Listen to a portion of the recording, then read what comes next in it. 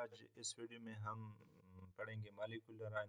कल हमने chemical species के बारे में पढ़ा था कि केमिकल स्पीशी वो सब्सटेंस होते हैं या वो एटम या वो ग्रुप ऑफ एटम होते हैं जो कि एक केमिकल रिएक्शन में हिस्सा लेते हैं। इसका सबसे पहले जो हमने पढ़ा आयंस आयंस के बारे में पढ़ा, इस तरह कैटायन आयन के बारे में पढ़ा और इस तरह एनायन आयन के बारे में पढ़ा। आयन क्यों बनता है? जब एक एटम पर चार्ज आ जाए, चार्ज क्यों आ जाए? वो इलेक्ट्रॉन लॉस और गेन की वजह से। जब नेगेटिव आए या पॉजिटिव आए वो डिस्कस की थी। अब हम डिस्कस करेंगे मॉलिक्यूलर आयन। मॉलिक्यूलर आयन की का डिफिनीशन भी सिंपल है, उसी तरह जिस तरह कल आयंस के बारे में पढ़ा था। Molecular ion, the molecule having positive or negative charge are called molecular ions।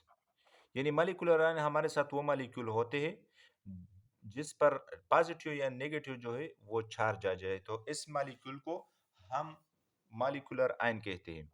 अब अगर हम इनकी तरफ देखें, मॉलिक्यूलर आयन की तरफ देखें, तो इसकी दो किस्में हैं molecular ion.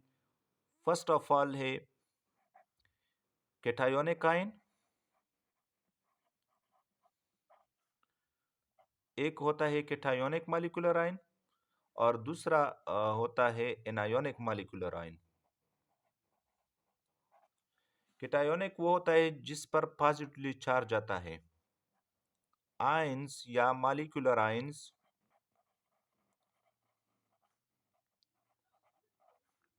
having positively charge by loss of electron, यानी जब कोई भी मॉलिक्यूल इलेक्ट्रॉन को लॉस लॉस करे और इस पर चार्ज आ जाए तो इसको हम कैटायोनिक मॉलिक्यूलर आयन कहते हैं।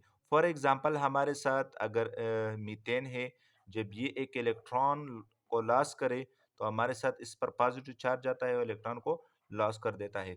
इस तरह ये मॉलिक्यूल कैटायोनिक जो मॉलिक्यूलर आयन है ये मोर कॉमन होता है, यानी हमारे साथ रिएक्शन में ये अक्सर इस तरह की पॉजिटिव आयन जो है या मॉलिक्यूलर आयन है वो बनते हैं। अब हम पढ़ेंगे एनायोनिक मॉलिक्यूलर आयन, जो कि मॉलिक्यूलर आयन का एक किस्म है। मॉलिक्यूल वो मॉलिक्यूल हैविंग नेगेटिव चार्ज, वो मॉलिक्यूल जो कि नेगेटिव चार्ज रखता हो due to gain of electron. जब एक मॉलिक्यूल इलेक्ट्रॉन को ले ले, यानी एक मॉलिक्यूल अगर एक इलेक्ट्रॉन को ले ले तो इस मॉलिक्यूल पर नेगेटिव चार्ज आता है, इसको हम एनायोनिक मॉलिक्यूलर आयन कहते हैं। इनके एग्जांपल है, फॉर एग्जांपल हमारे साथ जो C2H5 यानी इथानॉल है हमारे साथ, तो ये एक इलेक्ट्रॉन को ले सकता है।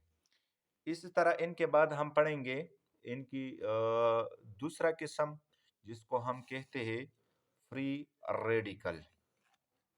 यानी आयंस के बारे में पढ़ा था, मॉलिक्यूलर आयन के बारे में अब पढ़ा। और इसका जो केमिकल स्पीशी का जो थर्ड किस्म है वो है हमारे साथ फ्री रेडिकल। अब पढ़ेंगे फ्री रेडिकल। फ्री रेडिकल हमारे साथ ये भी केमिकल स्पीशी का एक फॉर्म है, लेकिन यहाँ पर क्या होता है, यहाँ पर इनसे पहले, फ्री रेडिकल से पहले हम इनकी जो स्प्लिटिंग है या ब्रेकिंग है, स्प्लिटिंग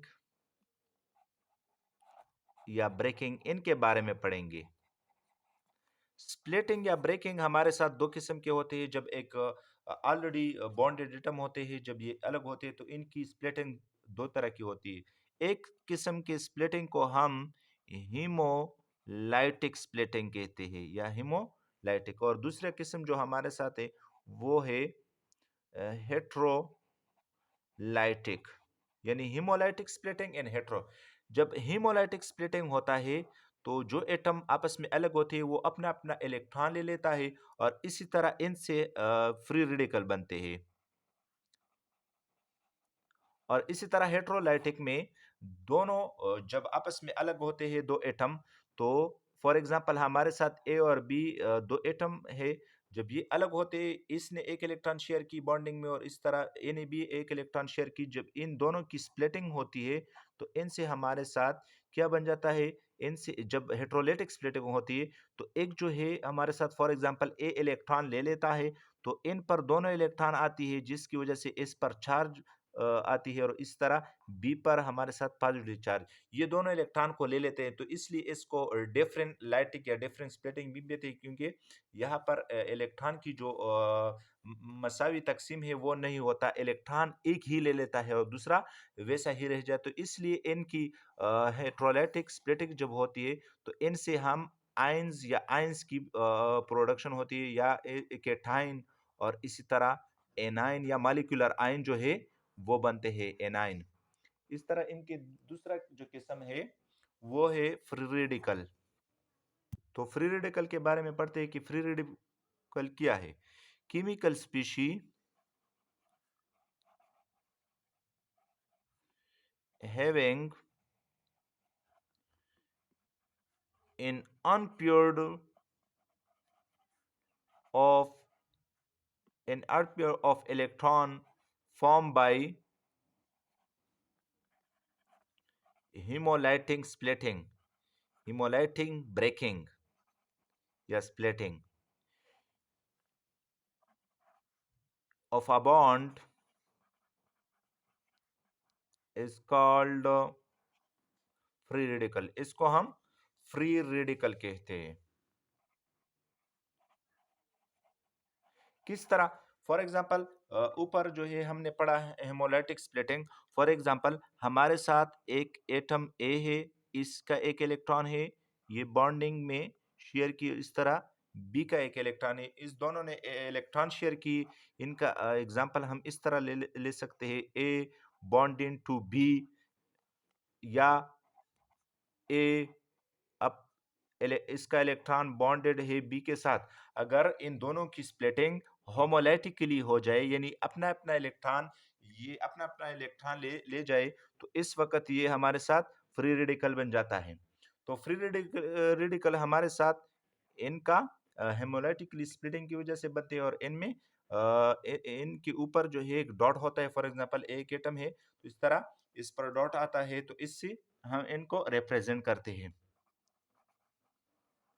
इनका ए डॉट, ये इनका सिंपली रिप्रेजेंटेशन है।